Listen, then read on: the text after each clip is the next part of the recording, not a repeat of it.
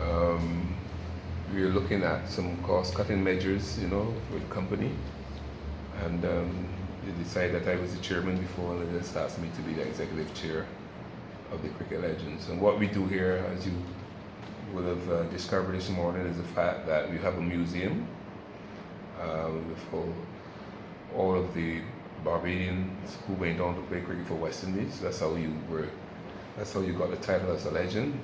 We also have icons. There are people who have made a significant contribution, the likes of starting with Sir Everton, and then you've got Sir Godfrey Sobers, Sir Wes Hall, then Sir Charles Griffith, and then also it was Joel Gordon and myself. We were considered to be icons because I think what the government at the time wanted to do was to make a distinction between the people who just played a test match from Barbados and people who've made a significant contribution. And what we do, we have a store at the airport. We also got a store here which we sell memorabilia. And what we try to do is to make sure this was conceptualized by the first board member, the first president of our board, or chairman of our board in Sir Wes Hall during the World Cup in 2007. Okay. And the whole feeling was that, Barbados have produced so many great cricketers, we should have a legacy also that the youngsters coming on can see, the type of players that we have produced. I've been around the islands, and a lot of people have told me the history of Barbados cricket, and the names are just ridiculous. They just go on and on and on. Oh, yeah. But it's not until you walk around this museum and you take it all in, and you see the pictures and you see it there in front of you, you realise just how many players have come from this place. Oh yeah, and when you look at the West Indies team at the moment, there's still a lot of Barbadians in the West Indies team, and hopefully next couple of years, they would also be carrying the title as one of the cricket legends of Barbados. And it is quite obvious that, the island has produced some fantastic cricketers, the greatest cricketer the world has ever seen in Sir Godfrey Sobers. So, I think it's just fitting for us to have such a museum like what we've got downstairs. And what we are hoping that it would not be a big secret, because a lot of people keep saying to us that we didn't even know that you had this place here, and these are Barbadians. Well, if you're coming to the Kensington Oval, it's just across the road, isn't it? It's very easy to get to. And we're open. We're open when there's cricket on. We open 6 days a week, so we open from Monday to Friday from 8:30 to 4:30, and sometimes on Saturday morning in the season. So. It is always open. It's always it's affordable. It's only about $20 and then for the school kids, it's only about $5 or $10. So, we've done it because we wanted the kids, and we also done a DVD, whereas that they have a series of DVDs, that was designed to let the kids in the schools understand where we came from, the type of area in which we were born in, to show them that if guys can come from these areas as well and become great cricketers, that they can also do the same.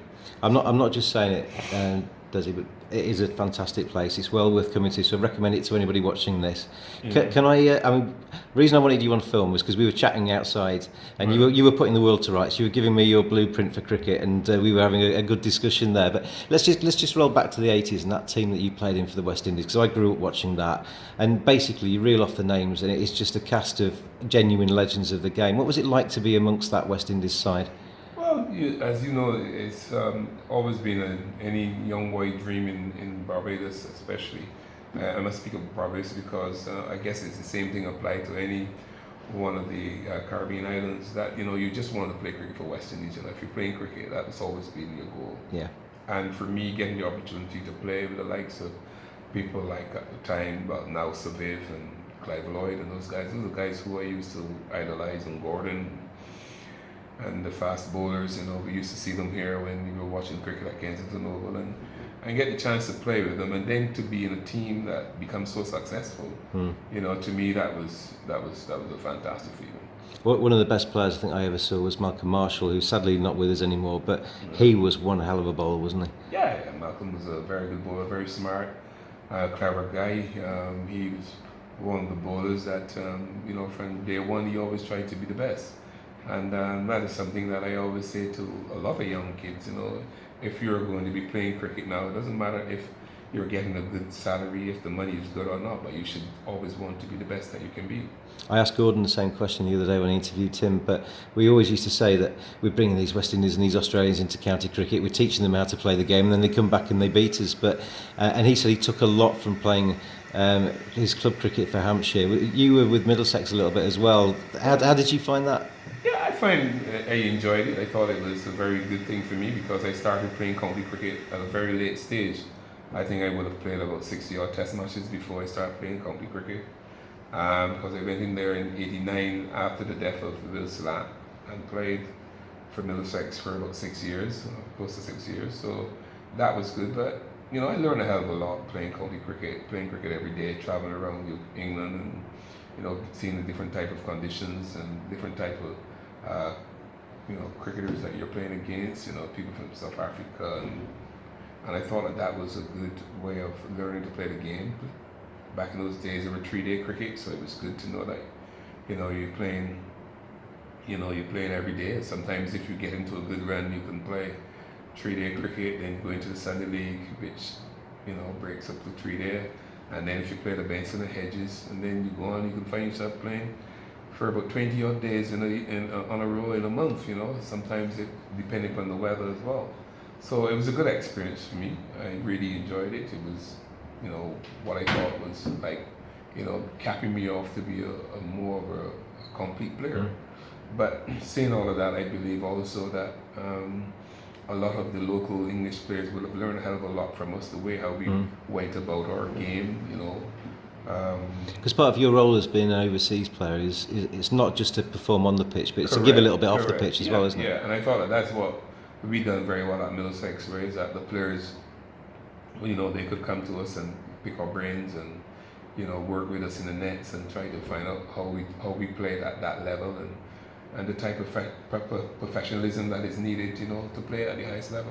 I always think the Middlesex players, it's kind of a little bit of envy that they play their home games at Lords, which is a well-known ground around the world. I'm sure when you were a kid, you'd have known Lords, and then to kind of end up playing your club cricket and playing regularly at that ground must have been quite special.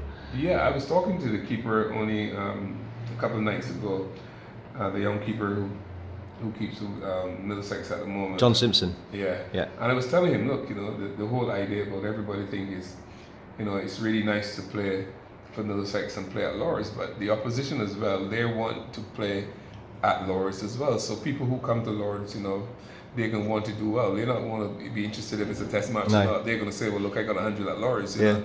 It is up for the person listening to find out first if it was a test match or if it was just a county game.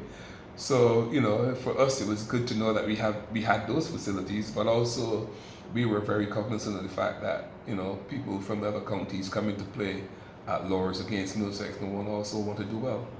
I asked Gordon the question as well the other day that, yeah, we were driving around on the bus and we were talking about West Indies cricket and the state of it these days, and saying that a lot of the former players may be a little bit forgotten. You know, as an opening batsman coming into the West Indies side, a bit of a chat with yourself or Gordon, as a fast bowler, a bit of a chat with Joel Garner might actually do you some good. But maybe you're underutilised a tad. Yeah, I've always felt that I don't believe that the West Indies Cricket Board has utilised the past greats as much as they should. I think the basic thing about it is that it's good to let the youngsters hear from people who have actually lived it and experienced it. You know, it's difficult for a coach who has never, you know, opened the batting in a test match to tell you what the feeling is going to be like when you go there. Sometimes it's good for you to use the past greats with their experience, you know, to just say things, you know. I mean, all of us might not be coaches, but the main fact is that we could be used to develop mentorship programs. We can also talk about cricket. A lot of us know about the game, you know, so I just think it was really sad that we were not used in the way that we should. And also, not only that too, but then if you see people who are coming to assist all cricket, you know, and you believe that these are guys with wealth of experience, proven track record, then you won't mind. But, you know, the West Indies keep employing people that basically, you know, they don't have a great track record, but that's the way we go. We were talking prior to coming on camera about how to inspire the next generation, because it's important, isn't it? We all want to see Test cricket, first class cricket preserved. We all think, I'm putting words in your mouth here a little bit, but we all think that's the foundation of cricket, the T20s and stuff, money spinners, but they're probably the add-ons. How do we get the next generation to be inspired by Test cricket, first-class cricket, and want to play and want to follow the game? Well, I've always felt that we should go about the route of giving away the tickets to the school kids. Places like South Africa, and even in here in the West Indies, no school kids should be charged to watch cricket at all. I think we should go and give the tickets to the schools, especially in our 4-day and our test matches. Obviously, we should look to make the money from the shorter version, which is the T20. But I think that we need to encourage the youngsters to see how the game is supposed to be played. To understand the intricate parts of the game, and then if they think that there's something about the game that they like, they then would probably gravitate to the T20 when they get a little bigger and so forth. But to me, it's so important for you to encourage the kids to watch the cricket. And all test matches around the world, apart from England and Australia, the crowds are not there. So why not give the tickets away to the kids? I was about 7 or 8 when I first saw my first game live, which was at Canterbury. Mm-hmm. John Shepherd was playing in it. He was downstairs pictured downstairs as one of the greats from Barbados. Only a couple of weeks ago. Okay, and it is about, as a youngster, getting into a ground, soaking up the atmosphere, finding your favourite players, wanting to be them and trying to become them, and just falling in love with the game. And it's how we actually get that love, isn't it, and pass that on. Yeah. And the other thing too is that I don't think that the players of today understand the type of influence they've got on the young players, and because years ago you used to have people like Simo Nurse used to walk, Sadafi Sober's walk was something that people talk about, even Brian Lara, little shot, and Viv. Yeah. I mean, Viv Richards had something about him that everybody like to say, well, look, I'm going to give him a short ball. I ask a question sometimes. I've got a quick questions interview I give on my podcast, and it's between 1 and 10, with 10 being the Fonz or somebody. How cool are you? Now, Viv Richards would have been about 16 or 17 on that scale, because he was about as cool as you get, wasn't he? Yeah, and that's why I keep saying to the guys that are playing now, come on, you're going to have a style. There's got to be something that the opposition don't like, You just can't just look so plain, You got to either got your collars up, back with your shirt sleeves buttoned down, or have a little bit of a lean, or try to make your shots look, because you're an entertainer, But I guess it's not understanding it. That's the problem. Sometimes I don't think that the players realize how important they are, in the lives of the youngsters. If they do things in the field that look attractive, youngsters might want to follow and try to be like them. One of the things that this does is, if a youngster comes in here and they see off their own island the amount of people that have made it as professional cricketers, it gives them hope, doesn't it? Because it actually means that somebody like them, a few years ago, has actually gone on, like yourself. You've travelled the world, you've played Test cricket for the West Indies. It shows it's achievable, and it shows if you work hard enough, you can get there. Yeah, and to me, I am still of the opinion that the youngsters in Barbados want to play cricket. For all of my interaction, talking to parents and some of the players, I done a little bit. I coached a little bit there. Only last week, Vasco Drakes and myself, we went to Harrison College. Okay. And we done a little stint, with the youngsters there. And they're very enthusiastic about the game. They were listening to us, and wanted to,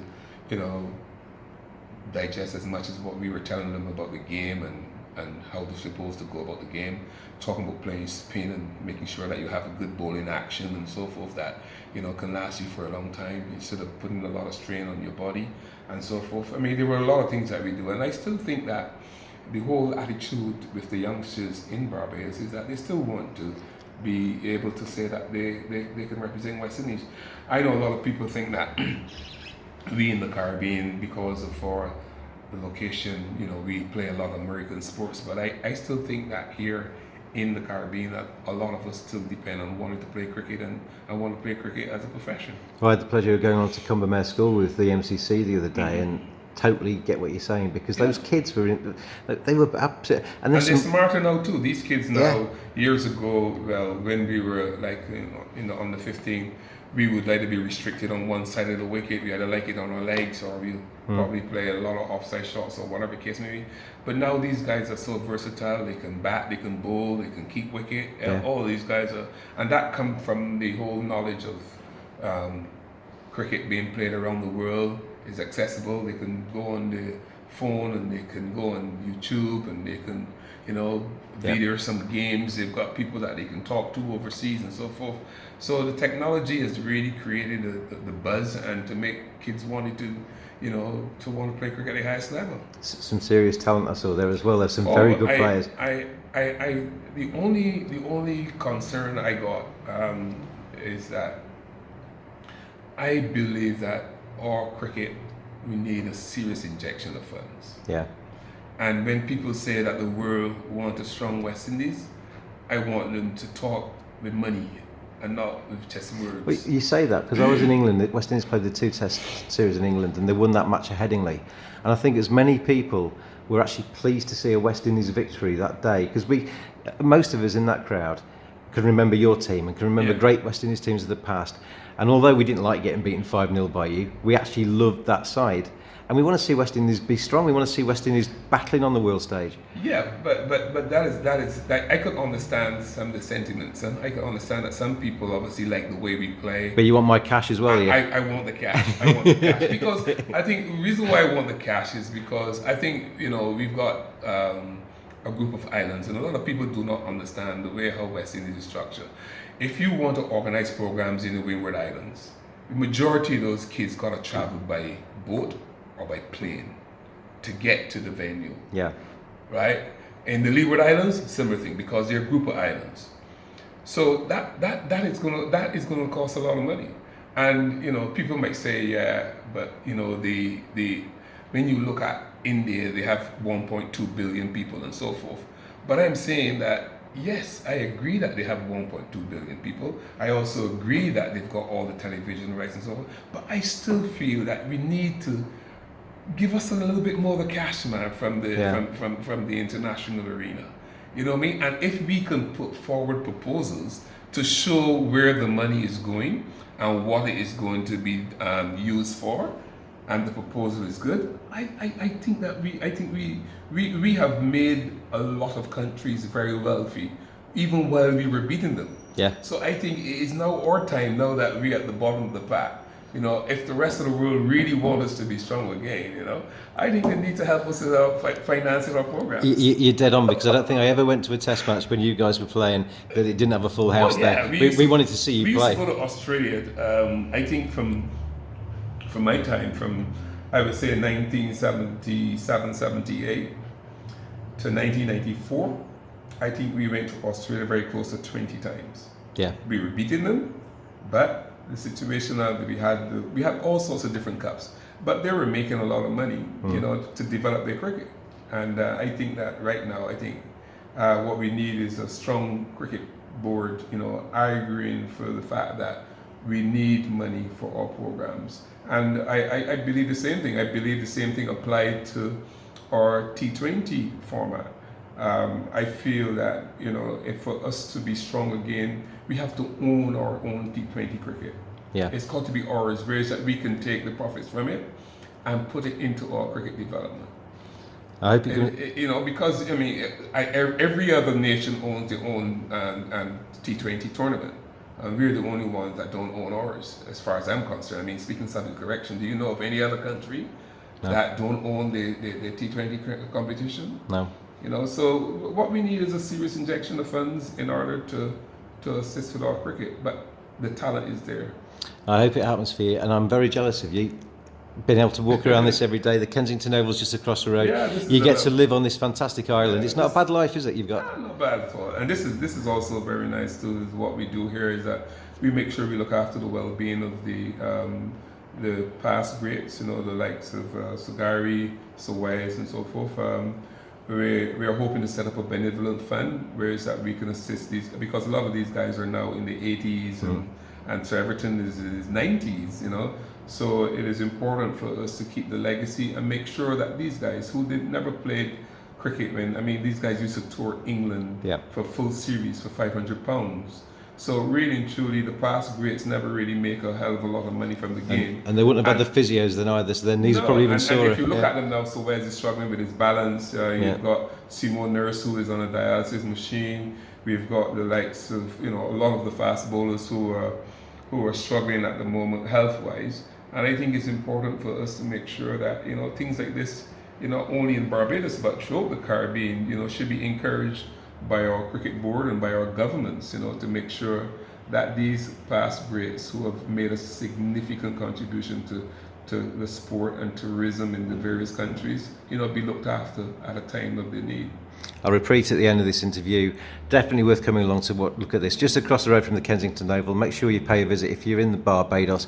Desmond Haynes, pleasure to meet you today. Thank you very much. No problem. Not a problem.